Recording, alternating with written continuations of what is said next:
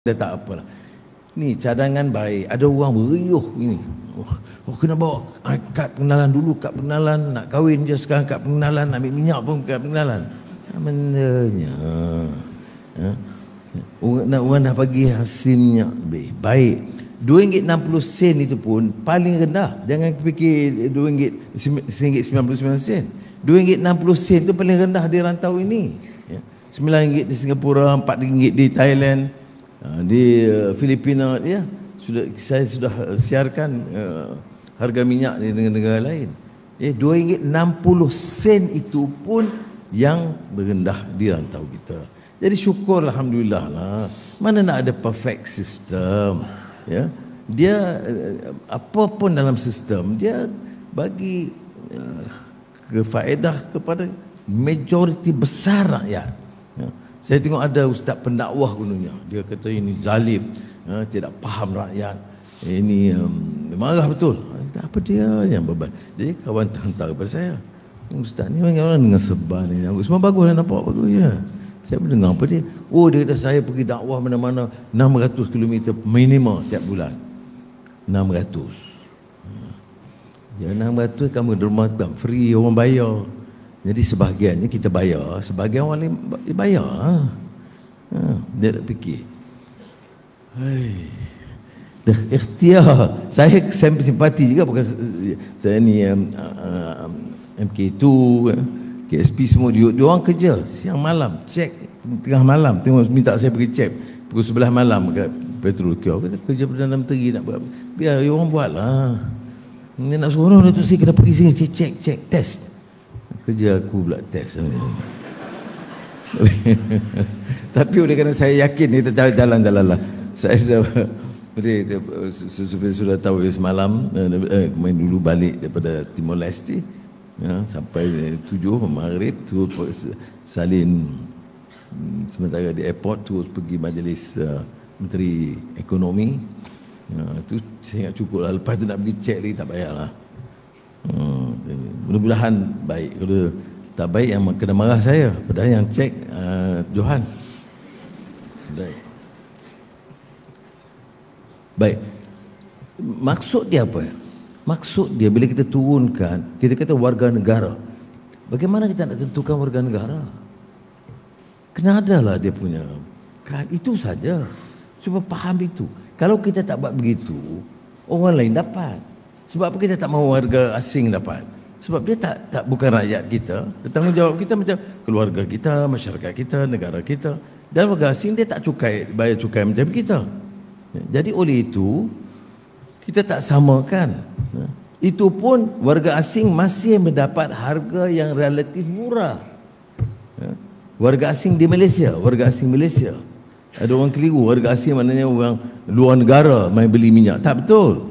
Orang luar negara dia around 97. Ya, warga asing di Malaysia yang daftar kenderaan dalam negara. Begitu jangan cek. Dia bagi teks, saya tak baca. Saya tak baca. Kalau saya baca teks dia sudah pun tak faham. Ya. Jadi okey. Jadi ini sedikit kekeliruan saya jelaskan. Pertama, mengapa kita perkenalkan? Kerana kita nak pastikan rakyat itu mendapat harga yang mudah. Nah, itu dari sebenarnya walaupun kita kata dari RM2.05, sebenarnya dari RM2.60, ya, itu sudah subsidi RM2.05. Subsidi lagi RM1.99. Okey. Mengapa tak bagi pada semua? Mana tak payah ada kad kalau kita bagi pada semua. Sebab itu kena ada kad pengenalan. Saya rasa kebanyakan orang boleh faham, tapi setengah tu dia menanam kebencian. Tengok beban nak turun 6 sen pun kena bawa keluar IC semua. Kahwin tak apalah, yang kedua yang ketiga pun kena bawa IC. Baik saya PM, saya bercakap tenang sikit. Kalau dulu balun dah. Baik. Jadi itu saya kena faham ya. Warga asing ini warga di Malaysia yang ada kenderaan Malaysia. Kalau kenderaan luar dia kena bayar harga RON 97. Itu. Baik, bagaimana dengan ada kes orang perahu minyak tu nelayan. Nelayan, pekebun memang ada allowance khas. Ya, satu. Keduanya kita ada bantuan diesel. Tapi kalau betul dia guna petrol, semalam dia sudah buka portal di Kementerian Kewangan, boleh kemukakan rayuan, kita akan bantu yang mana yang musabah. Ya. Katalah dia bukan nelayan, tapi dia guna perahu, boat, ya, di Sarawak atau di Sabah atau di Kelantan, mana-mana, dan dia gunakan RON 95. Dan dia tidak ada lesen. Kena perahu tak pakai lesen. Pakai lesen dengan perahu. Tanya KSP tak tahu ni lah. Ya, macam mana? Perahu ada lesen kalau nak bawa. Tak apalah. Tapi maknanya dia tak ada daftar kenderaan tidak ada, melainkan perahu dia. Hal-hal itu boleh kita pertimbangkan kerana dia tak ramai, tak banyak. Dan kalau benar dia guna RON 95, saya jamin kita akan bantu. Tapi jangan ikut VL yang pembenci-pembenci ini, yang guna ini untuk membatalkan. Yang ini faedah untuk puluhan juta rakyat dan keluarga mereka. Jangan dah batalkan kerana ada 20 orang penceramah yang nak pergi ke Hulu Keling, yang naik minyak, yang memerlukan minyak yang tinggi. Jadi saya harap hal-hal yang seperti itu dapat diselesaikan dengan baiklah, ya. Talian khidmat itu pun Perdana Menteri kena baca. Nanti bagi dalam disediakan juga, bacalah kan KSP kata tengok. Susah payah pada pagi 5 pagi dia siapkan. Disediakan juga talian khidmat 1300889595 untuk sebarang pertanyaan. Saya ulang, 1300889595. Okay. Seramai 16.4 juta warga negara dengan lesen memandu sah dimuat naik dalam pekalan data Budi Madani. 16.44 juta itu dengan keluarga. Jadi sebenarnya faedahnya banyak kalau sudah lihat keseluruhannya. Jabatan Pendaftaran Negara menawarkan perkhidmatan menukar chip MyCard yang rosak secara percuma sehingga 7 Oktober. Jadi saya cadangkan saudara, jangan guna dulu, cek dulu chip MyCard, perbaiki dulu, maka start guna 8 Oktober. Dah, ataupun cek dululah, ya. Jabatan Pengangkutan Jalan. Ini saya tengok kita semua jabatan, semua kementerian, saya tengok menteri-menteri bagi arahan supaya program ini ataupun pelaksanaannya itu berkesan. Jadi JPJ melanjutkan waktu operasi kaunter pada hujung minggu, Sabtu Ahad sepenuhnya bekerja di seluruh negara untuk tempoh sebulan sehingga 26 Oktober 2025.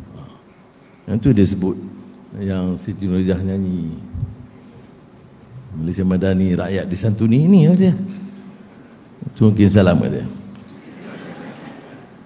Jadi yang satu saya sebut tadi, yang bukan warga negara Malaysia dan kenderaan pendaftaran asing. Yang kedua, boat, genset. Genset masuk sini, ya. Mesin potong rumput. Mesin potong rumput ada pakai RON 95. Itu mungkin yang korporat besar. Ada tarik. Mungkin kalau mesin rumput itu guna RON 95, kita masih boleh bantu lagi. Dan 300 liter. Ada yang bising, 300 liter sebenarnya dibuat servis sepanjang sebulan, 2 bulan yang lalu. Secara umum puratanya 150. Kalau ada di isteri dia di Seremban, isteri kedua dia 250. Selalunya orang seperti saya yang bergurau pada isteri kedua ni tak ada. Tapi ada yang satu dua yang tak bergurau, itu kita cek. Jadi 300 liter tu sebenarnya keputusan kita. Saya nak share dengan rakan-rakan ya. Kalau pandangan kita dulu bila kemukakan maksimal kita 250, kerana yang lebih 250 jumlah sangat kecil. Ini kita guna rekod betul-betul ni ya. Data. Tetapi bila dibincang di Jemaah Menteri, saya kata tak apalah. Mana kalau ada 2-3% lepaskanlah dulu. Supaya jangan jadi isu. Nah. Itulah yang dia naikkan 300.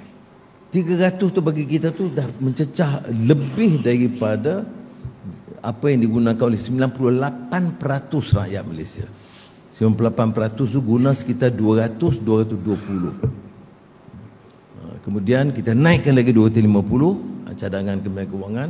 Kemudian saya cadangkan lagi di Jemaah Menteri, naik lagi 300. Supaya jangan jadi masalah nak tolong rakyat ni di kumpulan kecil. Dan 300 tentunya kumpulan kecil. Itu pun kita cuba tangani. Jadi nak elak seperti mana masalah yang dihadapi tak kala kita perkenalkan di awal pelaksanaan SARA. Jadi Budi 95 dia kapasiti server itu jauh lebih besar. SARA itu sebenarnya direncana untuk kumpulan lebih kecil, tapi kita nak naikkan. Jadi kita belajar dari pengalaman itu. Jadi SARA umpamanya mampu memproses 3,000 transaksi seminit. Tapi Budi 95 server dia dapat memproses 10 kali ganda, maknanya lebih 30,000 transaksi seminit. Ya, itu. Sebab tu saya kata yang pejabat awam ni 30 bulan janganlah tunggu. 1 Oktober, 2 Oktober. Itu 7 minggu memang dia melonjak naik ya.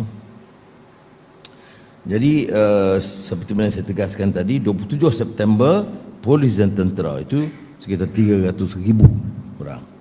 28 September penerima STR itu 5 juta. Dan 30 September dilaksanakan sepenuhnya, melainkan warga Kementerian Kewangan yang menggunakan 2 Oktober berikutnya.